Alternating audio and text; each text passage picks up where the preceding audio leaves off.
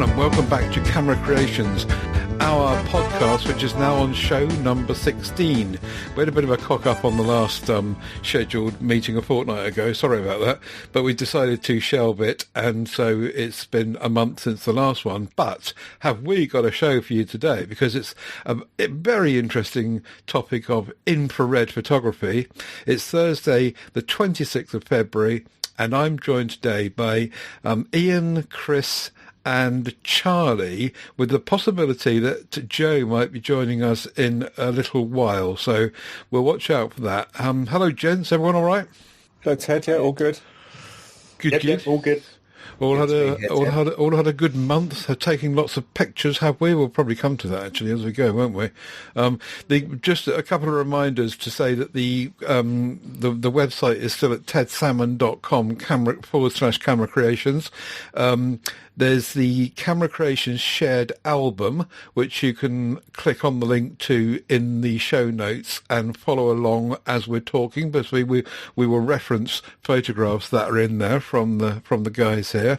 MeWe Group is where we try to encourage some conversation about cameras and photography, so do join us there. Links in the show notes, also links at tedsalmon.com, which I'll reiterate again later. But today's theme, as I say, let's get straight to it.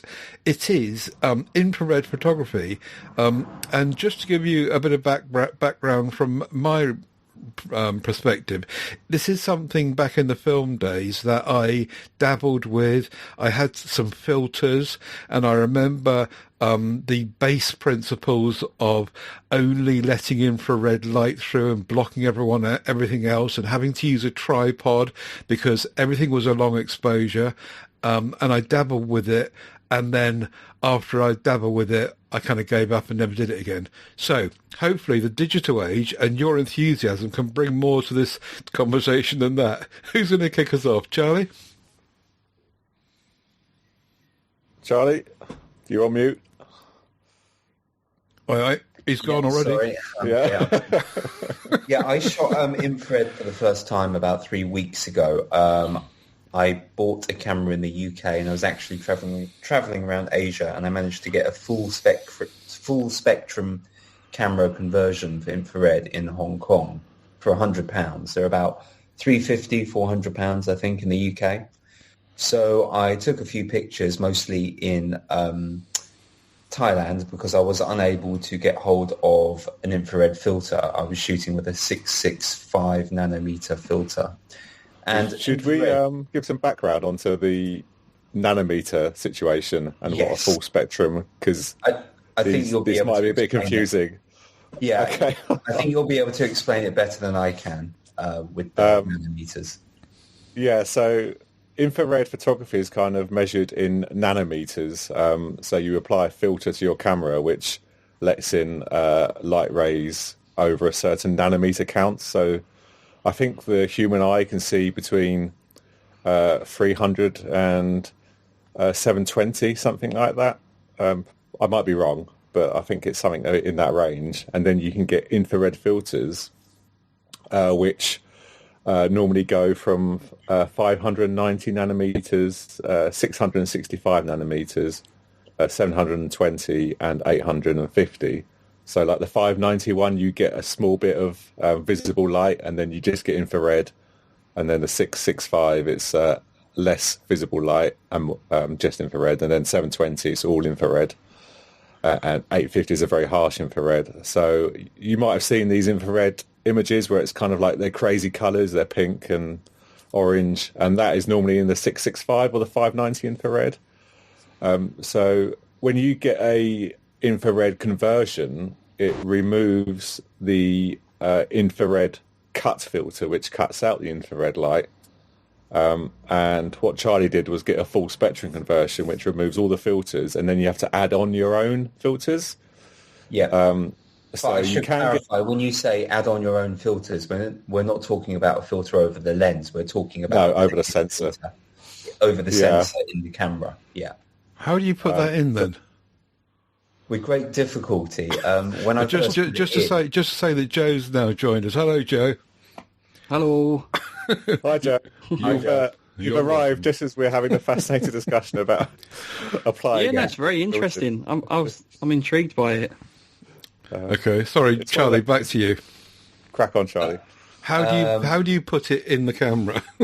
Yeah, so you get this clip-in filter, Ted, and it's a bit fiddly because there's a rubber gasket you have to put round it, and I forgot to do that. So I put it in, and I was like, oh my God, there's something wrong with my camera, because the autofocus kept on bouncing back and forward, like off different objects when I was trying to focus on them. And I realised it was that the filter wasn't in correctly. It was kind of loose. I didn't put the gasket on it, so I put that on, then fitted it in correctly. It is quite fiddly to do, and then the autofocus worked as it should. And I managed to get some fairly good pictures, I think, after a bit of experimentation. As Chris was saying, with infrared photography, it's all about how light responds to different surfaces with the invisible light, and that's what the filter does. It kind of it blocks out, well, it doesn't block out, it reveals the light that the human eye can't see, and it bounces off different surfaces stronger, and that's where you get those increases in luminance, brightness in the scene. So instead of shooting and looking at colours, you're looking at how bright or dark different compositions are, and that is kind of like relearning photography. It's not necessarily easy. So which filter did you use for the images that we're seeing in the group? This is in Ayutthaya, Thailand, I think, from the pictures. Yeah, I use the 665 filter. 665. Yeah, so you're getting some visible light, which gives you a bit more colour. Yeah, so most of the pictures when I take them, obviously when you load them up into Lightroom, they come out red. Yeah. But once I've done the channel swap, they're blue, with the foliage being slightly kind of golden, like a sepia golden colour. But you have to really mess around, do a heavy colour grade to get the look you want. It looks kind of like it's a filter, but it's not. It's actually the infrared spectrum, and it's quite difficult to do, as I'm sure you're well aware. Editing infrared, it's not straightforward. It's quite the process. Wouldn't this be easy to do post shooting in the edit? Do it later, or is there some reason that that's not so good? You can approximate it and get quite close, but if you're shifting the colours to that extreme in an edit, you often get quite a lot of artifacting, especially around foliage, right?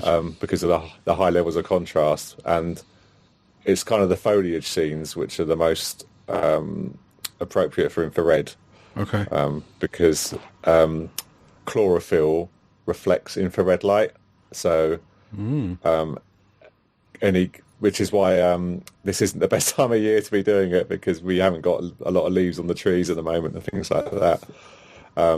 But the more vibrant the green, that will come up as bright orange in sort of like a 650 nanometer infrared photo, and it will come up as a very, very bright white in 720 to 850.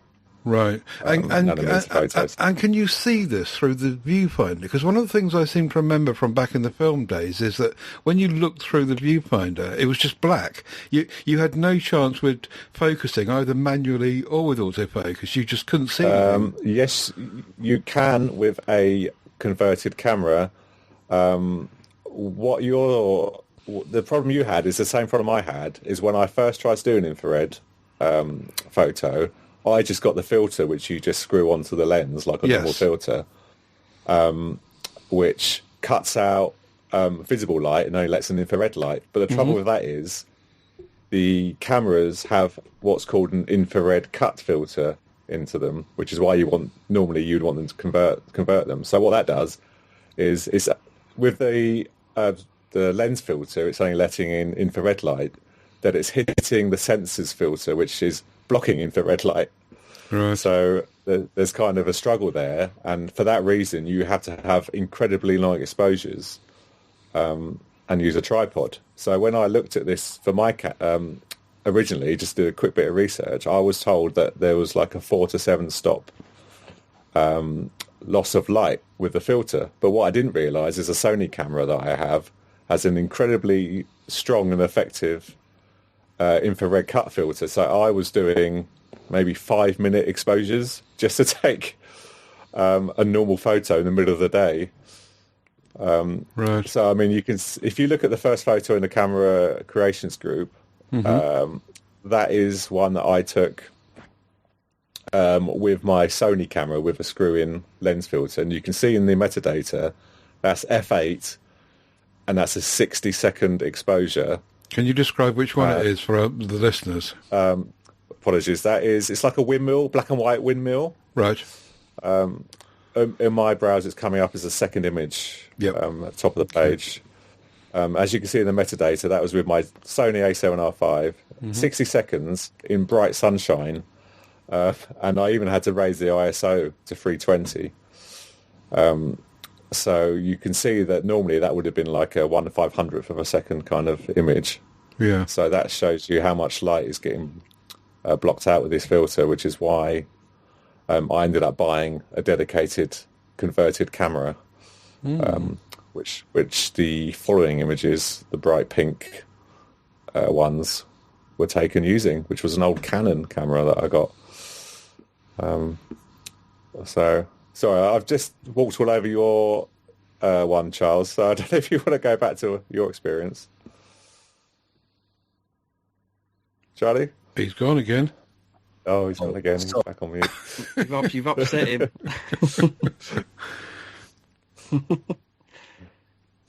Oh, dear. Charlie, are you seem to keep muting yourself. Oh, Sorry. he's back. Oh, that's it. Yeah. I'm back now. I don't know why. Sorry, Charlie. I went off on a tangent and we got lost from what you were doing with your... Yes, I was going to say your windmill photo, Chris. What nanometer were you shooting it at? That's a 720. 720. Yeah. It's a good photo, but for someone that isn't into photography, let's just say you went up to a man in the street, he would say that it looks like an inverted black and white photo. It is. I mean, it doesn't. It doesn't scream infrared. That's what I'm saying. It's because like because the bright white image that you would normally get where things look like it's snowing. That's the typical image. That isn't there because I just wasn't getting enough lighting. Mm-hmm. And would you say that in the plants you said about the chlorophyll? That's what makes it bright white, isn't it? Yeah. So obviously, when there's no leaves on the trees, you're also going to lose a lot of luminance. Yes. So your other picture of the windmill, which is 6th on the page here, is that more of an example of what you're talking about there? Because all the foliage is very snowy looking. Yeah, so that was taken with, so I struggled with the screw-in lens filter, so I bought a converted Canon camera, which is an old Canon EOS 100D, which is an old DSLR,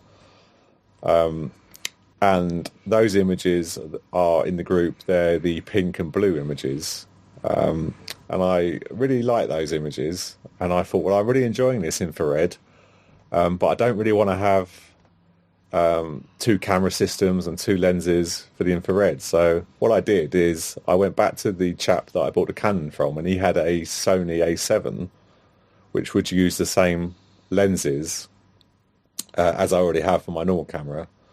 And he sent that across, and that is what was used for the remaining images where you got the snowy white. That is with the Sony A7, I think, even the so in the metadata you can see it's a Sony 7, it says there. That was with a 720 nanometer filter, so you can see that the whiteness is a bit more vibrant, it's a bit more luminance to it, because you're just catching the infrared light a bit more cleanly than I was with the screw-in filter, and it's the same location, so you can see the difference. But what you can also see in that 6th image down is around the windmill is like a grey spot. I don't know if you can see that on there, where the blue of the sky is kind of not there. Yeah. That is what's called a hotspot, and infrared photography suffers with a lot of zoom lenses. They like prime lenses, so all the images, so you'll see it again on the ninth image down. That's a different windmill, but you can see like around the middle of the frame there's like a discoloration. Oh, yeah. So I looked into this, and sure enough, the only solution was to buy more lenses. So this is after I've already bought a screw-in filter that didn't work. That was 80 quid. I bought a Canon DSLR and the lens. That was £300. And I enjoyed that, so I sent them back, and I bought the Sony camera, which was £250. And I thought, right, I can see where this is going. More lenses, more filters. So in the end, I returned the Sony camera, and now I have no infrared camera and no options for infrared. So there's a beginning and end to my infrared story, and it has ended due to the sold your prime lens. Your 35. It's due to the looming money pit that I could see coming my way, and I thought, no, this is ridiculous. You all know it's going to happen if you own a camera. Just a quick question, chaps. I know the answer probably, because I mean you're very skilled at editing, and I know you won't get exactly the same results. But how close do you think you could get with just editing? Very close, I'll be honest. Yeah. It would take a lot of work, though, would it? No. I think once you figured out a workflow, you could do it. I was hoping to try it myself, but I didn't have time. I've just been so busy the last week or so. But I did want to give it a go and see how close I could get with a normal photo. But I think the thing is, Joe, when you're taking loads of photos, I still haven't figured out a way, because I use Lightroom Mobile and not Lightroom Classic. But once you have a collection of images all shot in infrared, you can just make a preset and just add it instantly without having to these days, them out with the individual colors, because each picture will have like a different tone and luminance, and you couldn't just take a color and apply it to all. But if it's all been shot in infrared already, then you can see it straight away. Yeah, it'd be a lot easier to do. I can't do that at the moment for technical reasons, but I think it would be easier with the infrared camera once you have the software set up.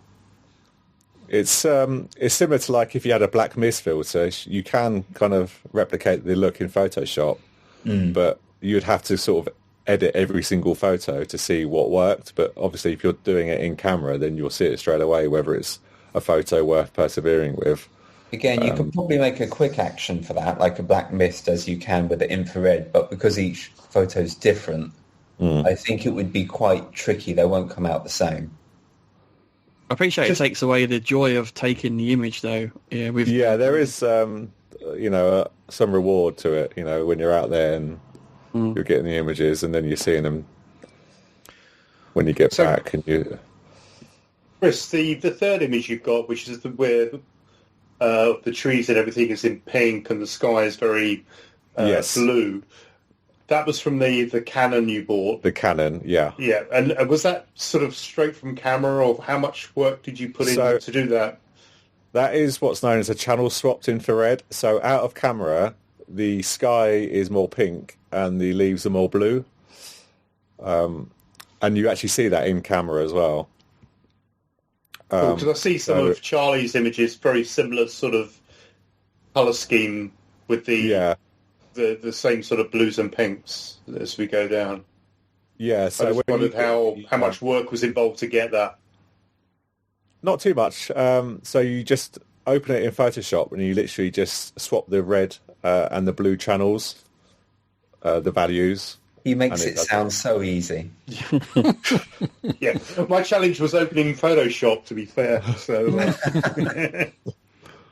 it's not too bad. I mean, that pavilion photo of the pink trees is probably the favourite one I got out of all the infrared photos I took. And that kind of hooked me, and then I just ended up on this kind of spiral of anxiety with the rest of the infrared stuff. But no, it's not too bad.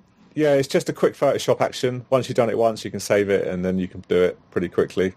And you can also export a Photoshop preset into Lightroom, and then it's saved as a Lightroom profile, and you can just apply it as you would any other Lightroom profile. So there are workflows in place, so it's not too bad, Ian. Okay. If you get the chance, yeah, definitely give it a go. But as I say, as you mentioned, it's not the best time of year, really. I would disagree. I would say it is actually quite bad. Editing the photos for me, I found really difficult. The way I got the colours that you see and why they're so different is what made it difficult. I used the colour select tool in Photoshop, where it gives you 6 or 7 different colours, and you're allowed to actually manipulate each layer, so it's kind of different to the hue saturation tool. That's what I used to get the effects that you see. Out of camera, they were just red images, and I did what Chris said. I did a channel swap, and I also did a level swap. But I still didn't get the colours I wanted. I had to use a mixture of the colour select tool, and then I added a gradient on some of them, and a lot of masking and a hue saturation to get the effects. And that was for each individual photo. For technical reasons, I couldn't make an action and just apply it to all the photos. I tried that, but they weren't coming out how I wanted them. Like, one image was good and the rest were bad. So I found it quite challenging overall. Okay, so looking at your photographs, Charlie, it looks to me as though they're differently to Chris's, that there is a kind of almost like purpley haze across them, and not so much kind of clean colours and clean hues. Is that probably what you were saying just then? Yeah, that's quite normal with the 665 nanometer filter I was using. Right. Usually the hues come out darker, generally. Okay. It was very challenging, I found. And also, each of those images you see, a lot of them were shot at the same site, but they look quite different. To get the trees, kind of that cherry blossom look that you see, took quite a bit of manipulation in Lightroom and Photoshop, going back and forth between them. So I'm sure I was doing something wrong. Although individually the images look okay, I wanted to create like a collection, so they're all the same. Mm-hmm. And I wasn't able to do that, really. Right. Except the one that's got the 3 statues across the middle, up front and centre, that looks very different because it's got, the pink of the leaves is very clear and more like what Chris has done with his. Yeah, I used what's called a threshold mask on that one. So basically it selects the luminance of an object, and I use that to select the trees in the background. That was the best way. And then from there, I basically increased the saturation of the trees, and it turned pink for some reason. So I kind of like the look of that. But again, if you're a beginner in Photoshop, you wouldn't know how to do that. It was difficult to mask those trees to select the color. So there was definitely a learning curve for me. Mm-hmm. But it's enjoyable. I found that editing process enjoyable, and I hope to get better at infrared. I'm definitely not going to give up. I'm not going to throw the towel in like Chris did. Continue.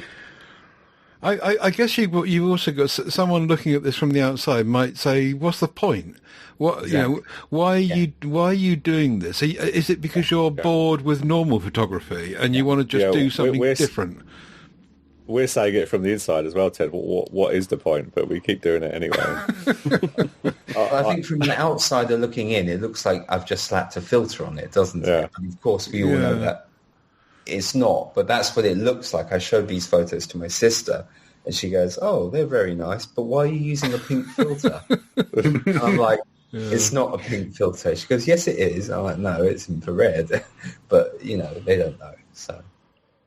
Yeah, my favourite one's the fluffy hats for 20 quid. Yeah. Oh, yeah, well, that one, yeah. You can see the hotspot as well, right in the middle of the frame. Yeah, but I like that about it. I think it's a good thing for some reason in this image. It works. It is fun. It is a bit of a faff.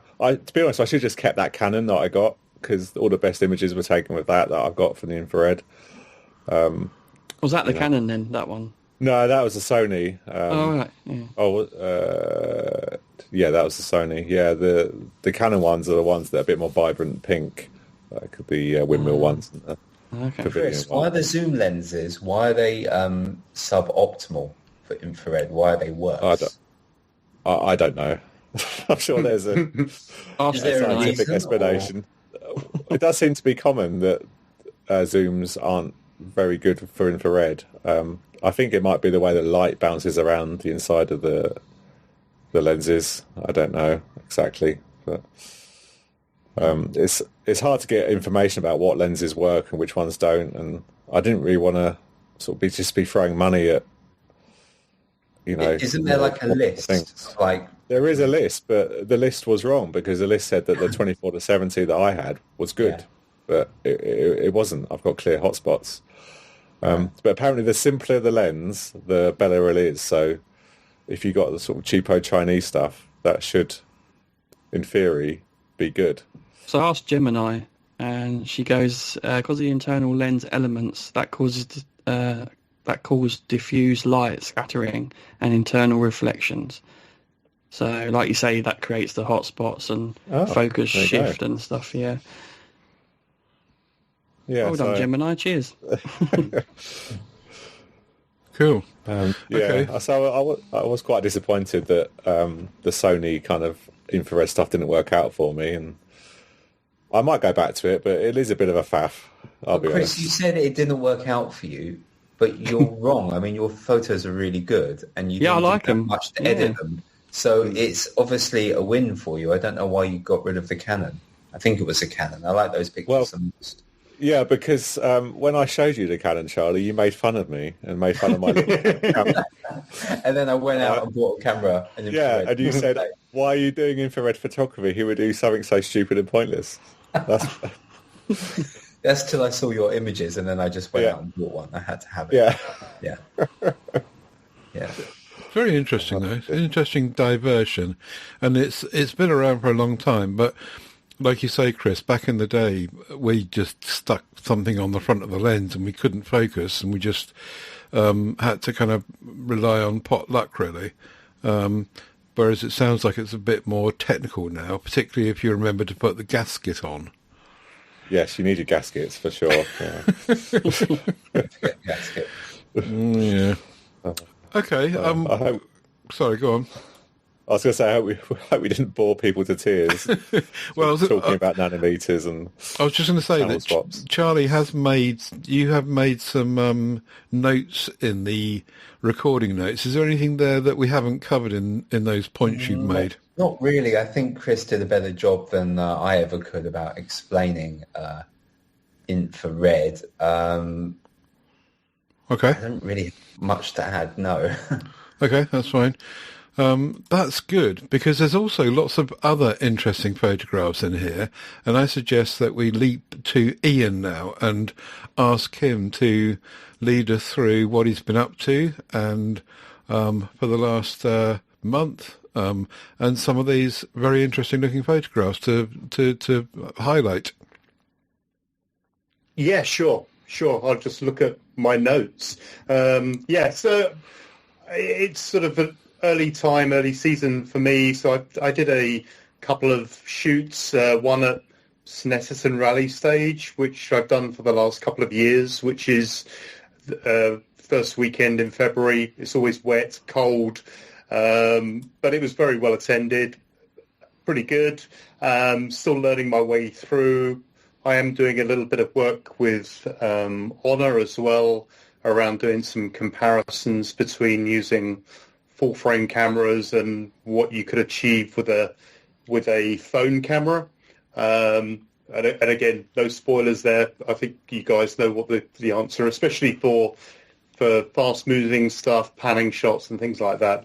You can get the odd decent photo maybe with a phone, but you're not going to get anything of any quality with movement in it or anything like that, I don't think. So, But we won't tell Honor that. We will no, just show them the good ones. Yeah, exactly. So that's what I'm still trying to edit through. But no, so I did the rally stage. It was a bit of a practice. There was an interesting one I think I posted on the group, which had some of the marshals and the car going through the background at speed, so that was blurred. So I was quite happy with that. But again, I always takes me a little while to get back into it and take some shots, but interesting ones of people and things like that.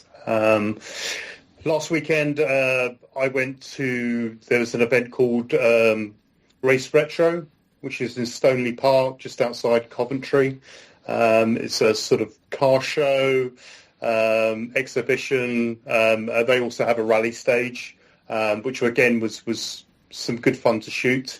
Did some various images. I did take my sort of black hole filter. I've got a few with that. There is a shot of a Ford Escort blue one with the filter on it. I think there's something I can get from that. That isn't the shot I wanted, but that was using my Nikon Z6, which I'm still trying to learn my way round. It's not as sharp as the Z8, and I feel I may end up binning it and just going back to another Z8. The shot next to that, which was of an Audi going around the corner, again, it's not as sharp as I'd like it to be. But again, it was an opportunity to have a practice and play. The highlight or low light was there was a Ford Anglia which was going round, and it caught fire, which was a really scary thing. I put one image in the group, but I've also put in a sort of series of images. Again, quite scary stuff. Shooting it and then stop shooting it. There was a moment where the guy couldn't actually get out, and it was a sort of freezing thing, but he did manage to get out in the end. But there were some quite dramatic shots of the car on fire. And again, it didn't hit anything. It was just something that broke on the car. But again, it was a moment to remember.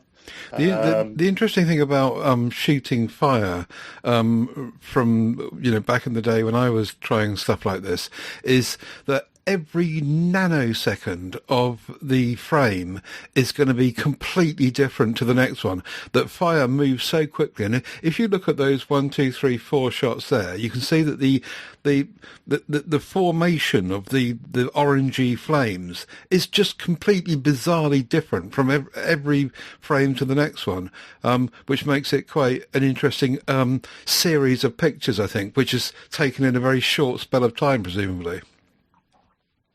Yeah, absolutely. And there was a moment where I was with a couple of friends and you stopped shooting because, again, it looked really, really serious. But then you wish you hadn't stopped shooting when the guy got out. But as I say, a friend of mine did get him running away from the car and things like that, which was quite dramatic. But it did bring it home how dangerous this stuff is. It doesn't need you to make a mistake. Something can go wrong on the car and it can go up like that, which is quite scary. And as I say, there is an image of what it looked like afterwards. And ultimately, I spoke to the guy, and it was his pride and joy and everything. So it was quite a series of photos, which was interesting, but also quite shocking at the same time. Yeah. Very interesting. I think my favourite one of those, in terms of an interesting image, was probably the fourth one with flames. I think the array of the flames is the most interesting. The door's slightly open, and it just seems to work best for me, that one, even though it's not straight as such. It's on an angle, but maybe that helps it. I say there's quite a few because I shot it, and I also shot it at quite fast shutter speed as well, so it did sort of freeze the action a little bit. Yeah. But yeah, it was interesting. But as I say, it is there for sort of practicing and trying to get myself back into it, and after sort of not shooting too much over the winter. The only other thing to mention is that I'm part of a camera club, which I never seem to go to, but I've tried to do turn over a new leaf this year, so they have regular competitions. So I submitted an image into that, which was the first image there, which was the sort of pseudo black and white one, with a theme of weather.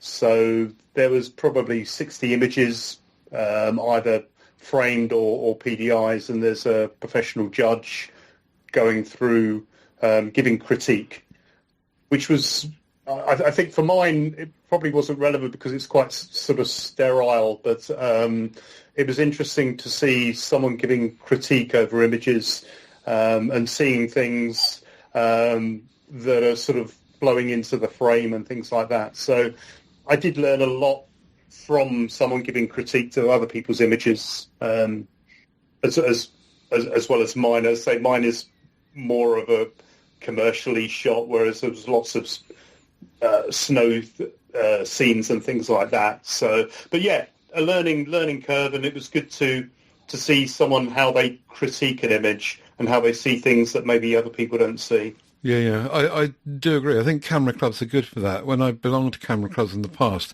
I was always fascinated by submitting a photograph and then the comments that came back, and you look again at it and you say, oh yeah, you're right. That could actually have been a bit better, couldn't it? And you start to challenge yourself. So I think those camera clubs do have a place. Of course, you have got to turn up now and again. Yeah, I've cheated over the last years of just submitting PDIs and then see what the score I get back on it. But I think the real value is actually sitting down and seeing people actually critique the images. So I think it's worthwhile. And also it's really good because it seems like I'm pretty much one of the youngest people there. So it's quite cool from that perspective as well. I don't have that very often. So. Very good. Okay, thanks for that. Some very nice photos indeed. Right, who'd like to go next with their non-infrared last month of photos? Not me, because I haven't shared any. Would you like? Shall I quickly do mine, and then Charlie can do his? Yep. Okay, you do yours, Chris. More interesting. Because I'll quickly get mine out of the way because they're really boring and uninteresting. But I beg to differ, actually. Well, the weather being as it is, it's been a real struggle to get out there and do anything, and I haven't been anywhere, so I'm just in Brighton at home. So all I've got to share really is a few foggy images up by Stammer Park near where I live, which they're kind of atmospheric. I like the ones there at the bottom of the Camera Creations photo group. You'll see them. I put on a Fuji classic negative filter on them, called it a day really. Maybe a little bit of colour grading. So that was last weekend, and then this country, the next day you can see some beautiful sunshine, which was a rarity over the last few weeks. And so I just went down to Brighton Beach. If I had never been there before, I probably would have got some nice long exposures or something, but I've done it all at Brighton Beach. So I just sort of wandered around and just took a few sort of snaps here and there. And I put the two that I like in the group there. I like the rows of people and the silhouettes. Shows how busy the beach was and gives it a little bit of sort of context. And with the wider scene next to it, showing all the way out into Worthing. So that was me over the last few weeks. I like the silhouettes one. That's really, really cool. Yeah, it was probably my favourite one of the day. But, it's a struggle, isn't it, when you just go to the same places and there's then so many variations of the images you can get. So I like the portrait one. I think that's my favourite of those.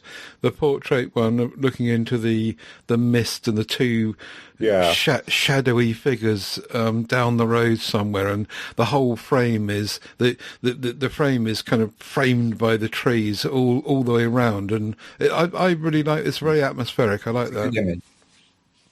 A scene from a horror movie, that one. Actually, I'd just like to add, Chris, your final image, the one with the silhouette with all the people sitting on the beach.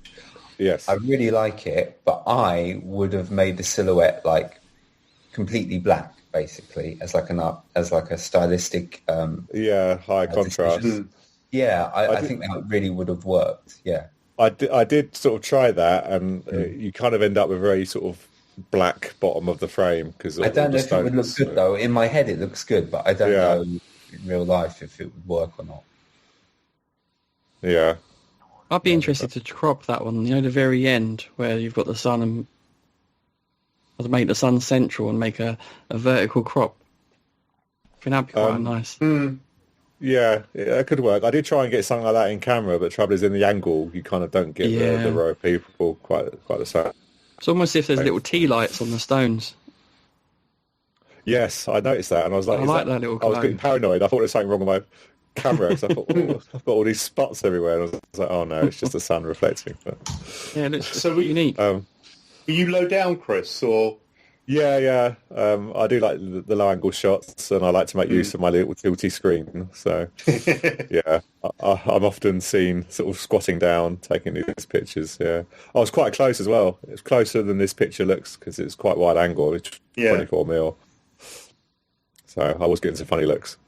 Half of the course. But yeah, that was it really. It's just been it's just such a struggle, isn't it, in this weather to get out there and get anything. Unless you're going somewhere like Hong Kong or something. Yes, I suppose that's a good segue into It's basically cheating, guys, isn't it? I mean, we go to Hong Kong, there's no excuse. It's just cheating. You know, I should just take pictures in Brighton, shouldn't I? Go on then, Charlie. Walk us through your Asian trip from the... I'll try and be quick. So I've got 10 photos here. The first one, as you can see, was taken in what's called Hong Kong Central, which is basically Hong Kong Island in the banking district. My knees really hurt on this one because I had to crouch down very low. My tripod, I couldn't fit the skyscrapers you see in the image. So I was shooting on the Samyang 14 to 24, and I shot this one at 16 millimeters. 2.5 seconds, f11. Took me about 45 minutes to get this shot. It was actually like, I wouldn't call it a traffic island. It was like an inlet. There was like a square of concrete, and I had to balance on it with my tripod. And that's how I got the shot. And there were like 4 roads, 2 trams, one for like 2 trams, and then another one for 2 buses. And I eventually got that shot. It's 2 compositions merged together. The composition's great. Thank you. Yeah, I had an idea in my head what I wanted to get. It took a few attempts, though, Ted. It wasn't necessarily straightforward. The next image was exceedingly difficult. This is 5 exposures merged together. So there's 3 taxis. One image had 2 taxis. The second image had another taxi by itself, so I wasn't able to get 3 taxis together. And then the other 2 images had the light trails for the 2 taxis and another image for the other taxi. And the final image was for the highlights of the electronic billboard you can see in the left hand corner in the background. That was blown out. So I had to bring the details back in, something that Chris showed me how to do when I first got into photography.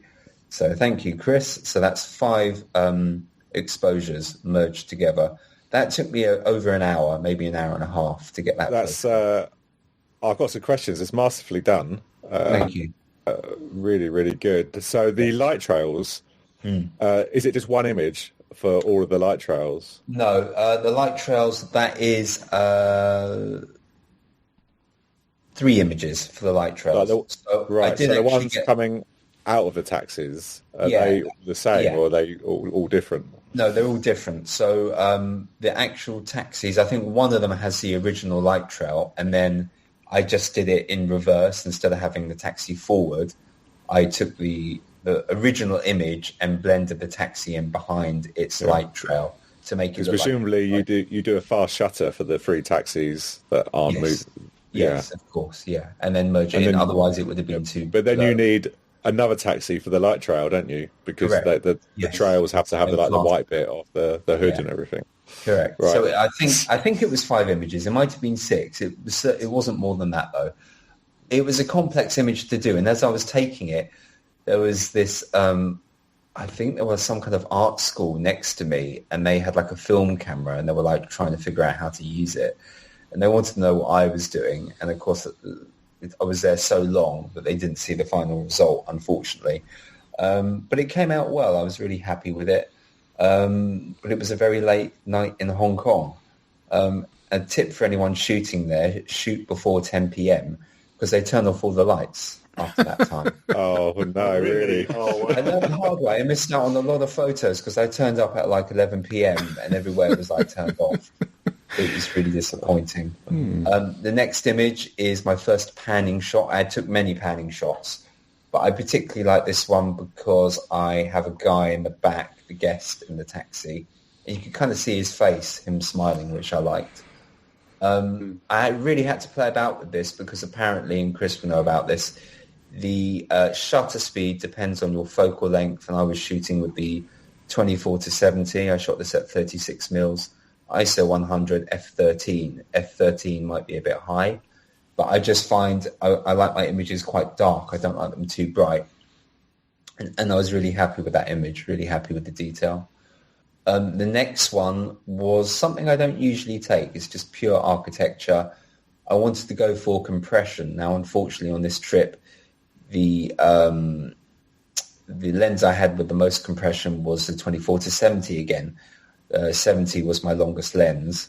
So I zoomed all the way in at this one. And I think it came out okay. I put a lot of masks in Lightroom, maybe about 8 or 9 masks, and basically, accentuated what I wanted to stand out. You can see like some bamboo scaffolding in the background.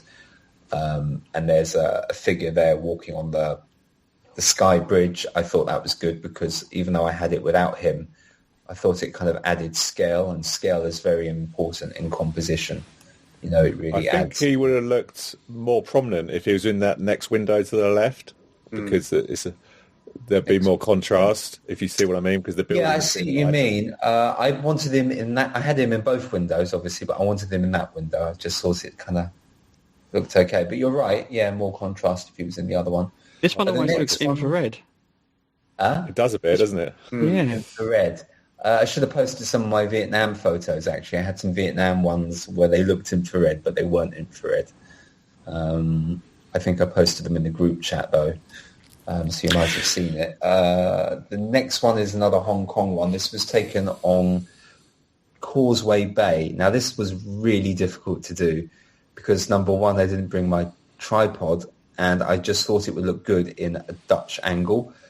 So when I held my camera up, I had to angle it, obviously, and this took about 30 minutes of me taking it trial and error. Heavily photoshopped, but I think it came out quite well. It was hard to get the perspective right, so I was playing about for a long time in Photoshop to get that. Shot this at f8. Brilliant. It's my favourite one of yours. Yeah, mine too. Yeah, I think that's epic. Yeah. It's fantastic. What did you do in Photoshop, if you don't mind? So I spent most of the time playing about with the composition.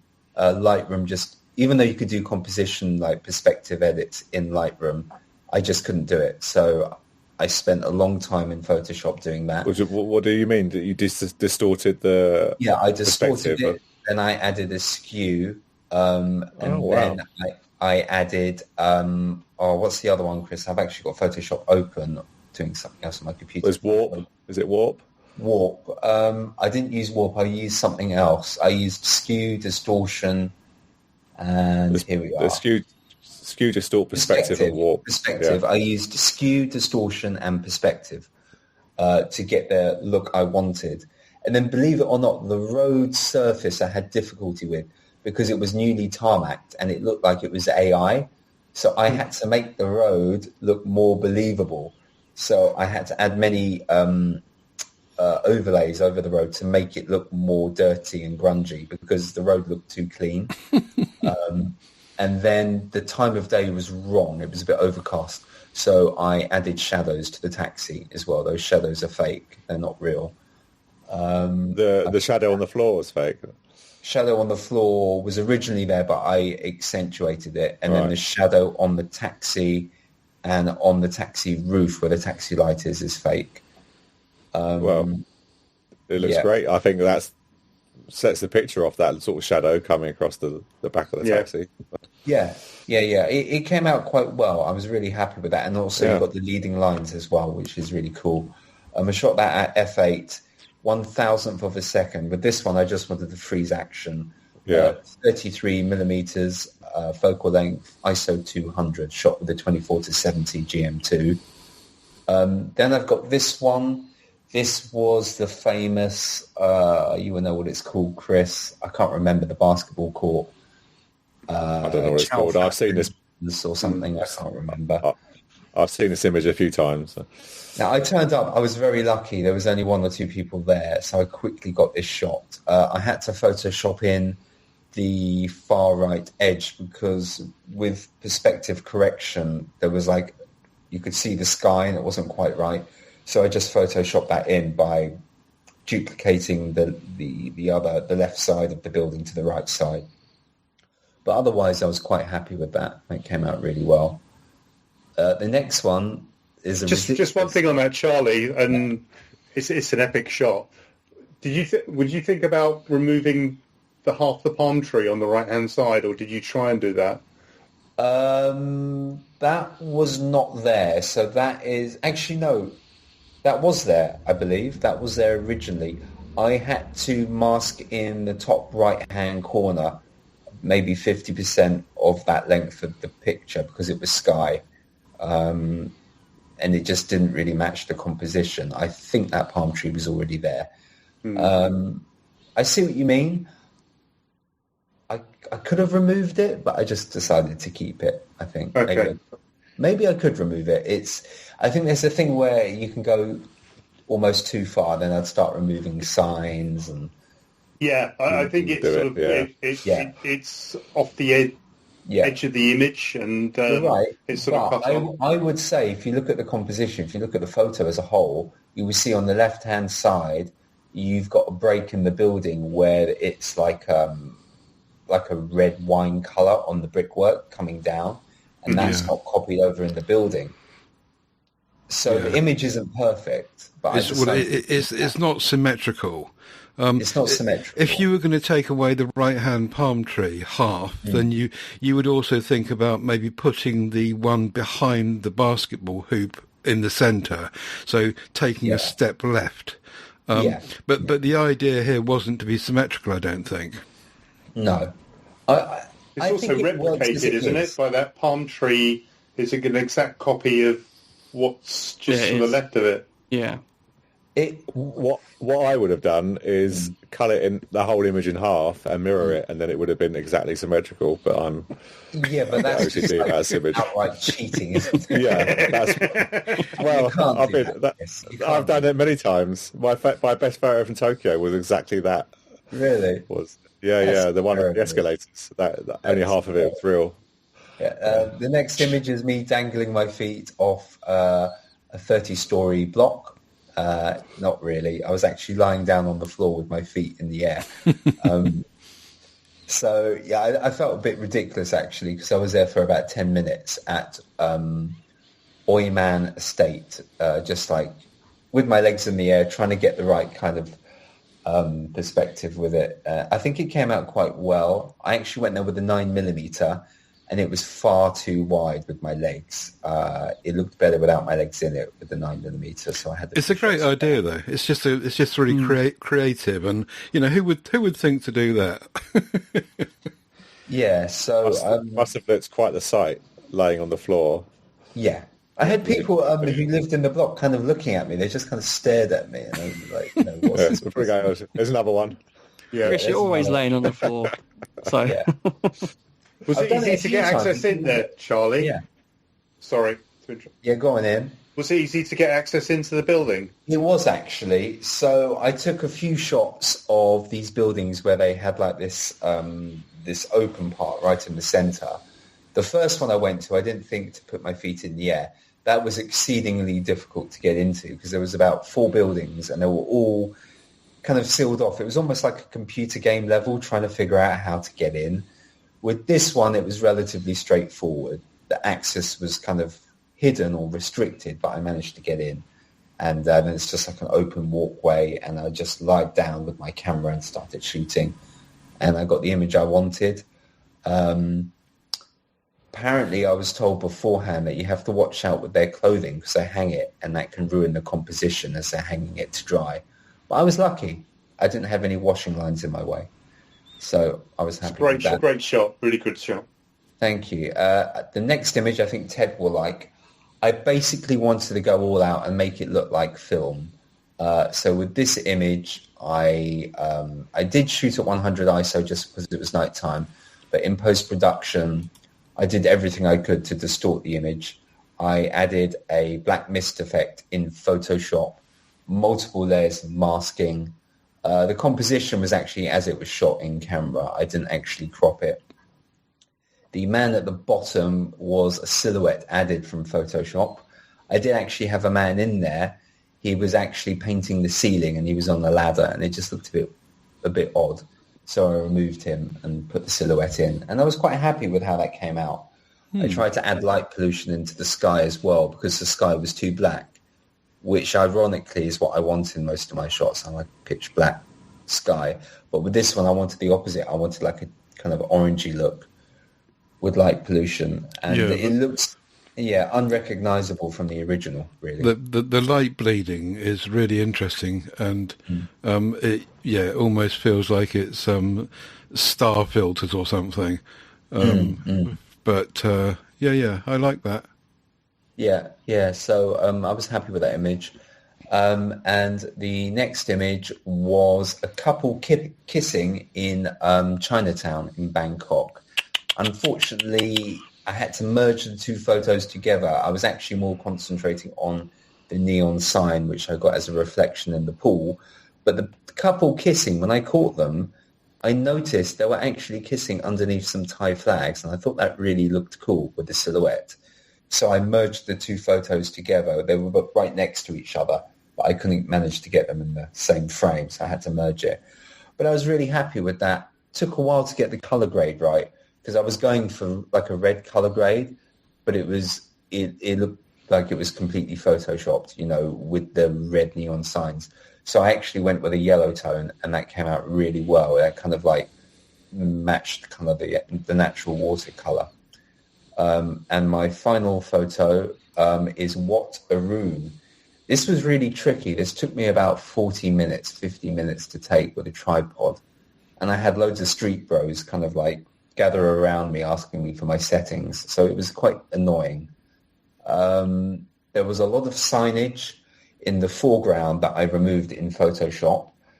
I decided to keep some of the signage just because I thought it added to it. And this is a double exposure to compensate for the two signs, the Waterroon and then the Japanese restaurant sign, because they were blown out. So I brought the colours back in with the second exposure. And with the first exposure, I just basically just did a light colour grade on it, really. It was like it was in camera. But it took many shots because Waterroon wasn't coming out in focus for some reason, but it did in the final shot. So I shot this on the 85mm lens, which I'm very happy I brought with me. I only took one shot with it, and it was this. Shot at f11, 3.2 seconds, ISO 100. This is a great photo, and there's also a starburst right at the bottom of Waterroon. You can see somewhere there. Took about 20 shots of this, and this was the best one. That's a summary, really, of my photos from my trip. I also took a few in Vietnam. I didn't post them because I had COVID in Vietnam, so I only took, 10 photos in Vietnam that were actually okay, but I think the Hong Kong photos were better. So, yeah. That's a shame. How did you deal with having COVID and being abroad? Oh, it was terrible, Ted. I got COVID so I landed in Thailand, and 4 days after I arrived, it developed as I was on my way to the airport to Vietnam. I was only in Vietnam for 5 nights, and it started to disappear, I think, on the final night in Vietnam.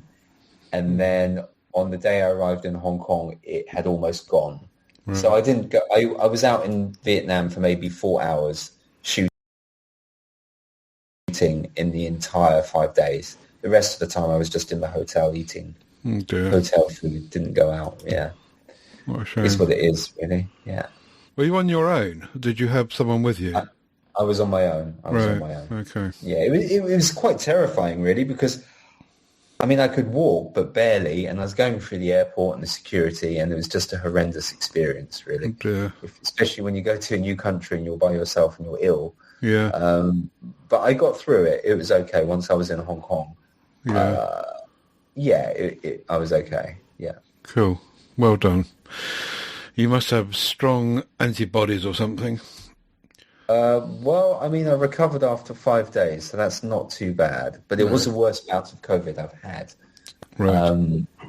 But yeah, Vietnam, very interesting country. I'm definitely I'm going back there in October. Hopefully. Right. Cool. I went to Ho Chi Minh. I hope to go to Hanoi and a place called Da Nang for photography, obviously. And hopefully I can get some proper shots this time around. Super. Thanks a lot, Charlie. Really good summary. And we're glad you're okay again. Chris, tell us what's in the land of rumours and news that's worthy of highlighting. Not a great deal, so that's good. I'd say Samyang, everyone's favourite. Samyang will be supposedly launching some interesting focal lengths. I put them in there because the focal lengths are kind of deliberately weird to the point where I'm thinking, are they useful? So we've got a 60 to 180 2.8, a 28 to 135 2.8, which sounds like that's going to be enormous, a 20 to 50 f2, and presumably they're saying a very fast 28 to 85, so that might be around the f2 mark as well. Do you think they're just pulling numbers out of a hat? Well, it just feels like they're just doing different focal lengths for the sake of it. To me, it certainly does. I mean, 60 to 180. That's just seems ridiculous. Stupid to me. Yeah. I don't know whether it's just me or if anyone else is looking at these and thinking, I'm not sure if there's any. No one's going to buy that. Use for any of this, really. A 28 to 135. Depends how much it is. Well, it's Samyang, so it shouldn't be too expensive. No, exactly. If it was £2.50, I'd have one. Well, let's not get carried away. When I say not too expensive, I'm saying they're going to be about £1,000. Oh, right, okay. Most likely, yeah. Something like the 60 to 180 probably be about 1,000, I reckon. Wow. But I don't know if anyone else is seeing any utility with these focal lengths, but not for me. I don't know, Ian or Joe, anything there that would intrigue you focal length wise? No, let's be real. I think everyone just wants like a 12 to 24 and a 24 to 70. That covers pretty much every shooting option, doesn't it? It's the holy trinity for a reason. I don't see any point in these. So. And the 70 to 200, the holy trinity. Yeah. That's kind of all you need. I think a 60 to 180 seems very unique. And also, what's the weight trade-off? That's a big factor for me. How heavy is that going to be to carry? Presumably quite. What do you reckon, Joe? Have you got anything positive to say amongst all this negativity? Yeah, just shout out to Samyang. If you want to send the chaps the lenses over, you might be able to prove them wrong, and they might give it a go. So, as if they're listening. Mr. Samyang's definitely a listener for sure. Yeah. That was all the rumours. I just thought they were interesting focal lengths. On the same theme, confirmed new releases. We got this Tamron, a make that I don't have a very good history with. Tamron 35 to 100 2.8. Another half of this, half of that focal length, in my opinion. You either go wide or you go long. What do you guys think of this? Well, I don't really know much about Tamron as a brand. I mean, if you had to choose between Sigma, Tamron, and Samyang, who would you choose? Sigma. It's not even a question. Yeah. Yeah. What about the focal length rather than the brand? What is it? 30 to 100? 35 to 100, 2.8. Again, how heavy is it? I don't really think I would need that focal length, in all honesty. I'd rather just have my Sony GM2 24-70. That covers almost all options, all bases. Yeah. Yeah. It looks quite big as well, I think. I mean, from the image, it says it's the new Street King, but yeah. I don't see how, yeah. That must be what Tamron sort of told him. That's the aim. With that wad of cash that went with it. Absolutely, yeah. Yeah, exactly. As well, so. Tamron used to have a really good reputation in terms of a third-party lens manufacturer, and it was certainly up there, if not better than Sigma. But perhaps times have changed that. They still do, for the most part. I don't like them because I've tried about 3 Tamron lenses. I had their Halo 35 to 150 f2 to 2.8 lens, which was quite expensive and incredibly heavy, and I didn't like it for various reasons. But they're definitely behind Sigma now, right, with the third-party standings. Mm-hmm. I think, Sigma are basically up there as first-party in terms of quality at this point. Okay. So, talking of which... So, another new release, talking of Sigma, this one's got me tingling. 35 1.4. I had the 35 1.4 Mark 1 Sigma. They've just announced the Mark 2, which is... I didn't put the price on here. I think it's about £900. No, it's £850. I remember now. Which... How much is the GM, Charlie? It retails at $1,400, but if you buy it off the grey market, I think you can get it for about 11. Yeah, so... But is it any better, the Sigma Mark II? It's meant to be... It's the same weight as the Sony, which is always the big... Right. What about autofocus? Is that going to be as good as the Sony? I don't think you're going to really have any issues with the sort of lenses that the 35. Yeah, I mean, my 35 is amazing, which you'll find out when I lend it to you in Morocco. It is a fantastic lens. But if I was buying a new lens, a new 35, you're talking about £600 difference. I mean, I would get the Sigma, personally. Well, no, because I paid $1,100 for my Sony. Yeah, so yeah. But if you're willing to gamble and go on the grey market and getting it for $1,100, I think it's okay. And it's only a $200. Yeah. Yeah, true. But I mean, I will be. But, I wouldn't pay $1,600 for the Sony lens, not full price. I will be looking, because when I go to Thailand, I'll be looking to pick up another 35. So I'm hoping that this new Mark II Sigma will push the price down of the Mark 1. I might just pick one of those up. I was going to say, get the Mark 1. I was just about to say that. I mean, at the moment, they're about 500 second hand, but I'm hoping to get it below 400. Yeah. But we shall see. But that's all there is in the news. One more. Nikon. They do like their overpriced lenses. Maybe Ian would want to take this. I put this in because obviously just try to get some decent glass into the conversation. But yeah, the 70 to 200 is epic. The 2.8, I love it, and they've just brought out the Mark II version, which I think is shorter, 25% lighter. It's a superb lens. I love it, and I use it with the teleconverter as well. And but this one I think is $2,000, $3,000. I think.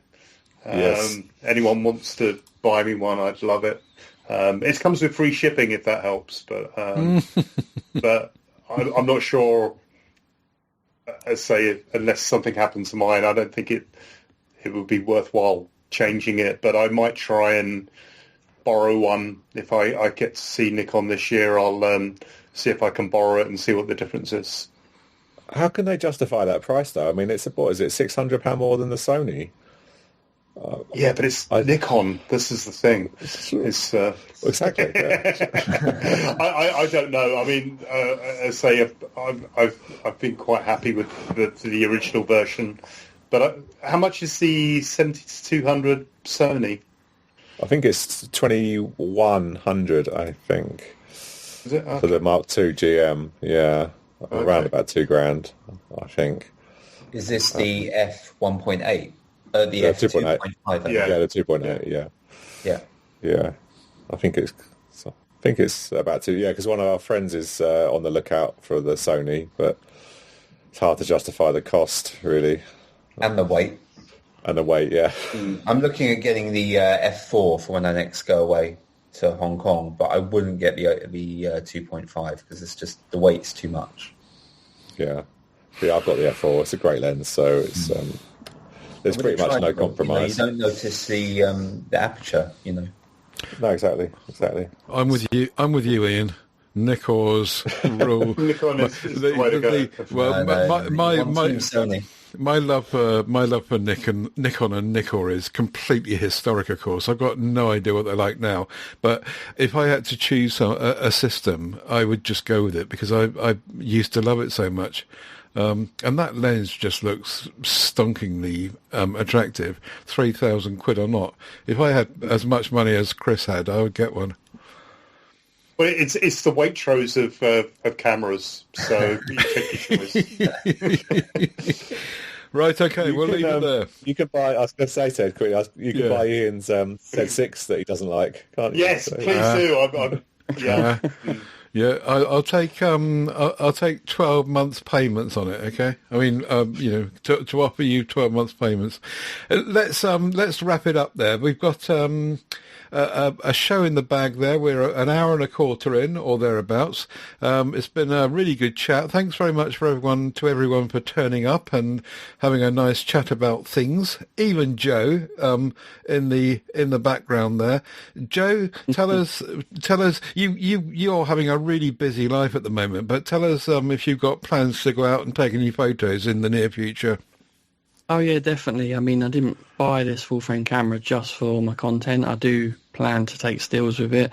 I just think I'm just waiting for the weather to turn a bit nicer. Yeah, I guess so. That will make a big difference. You get out and about with it, then no doubt at all. Okay, well, thanks for dropping in as well. tedsalmon.com/camera creations is our website. The Camera Creations shared album is linked from there as well, as it will be in your podcatcher. MeWe group is where we natter about all this stuff as well. Links to all of that you'll find at tedsalmon.com. So do come across to the MeWe group and talk to us about that. We should be back in 3 weeks' time by the looks of it for our next show, when the guys will have all been travelling and all coming back with some amazing photographs. We said before the show that we almost don't really need a theme for the next show because there's going to be so much amazing photographs, as long as they don't all get COVID and end up in hotel rooms. And so we'll be back in 3 weeks' time. Until then, thanks for listening. Bye for now.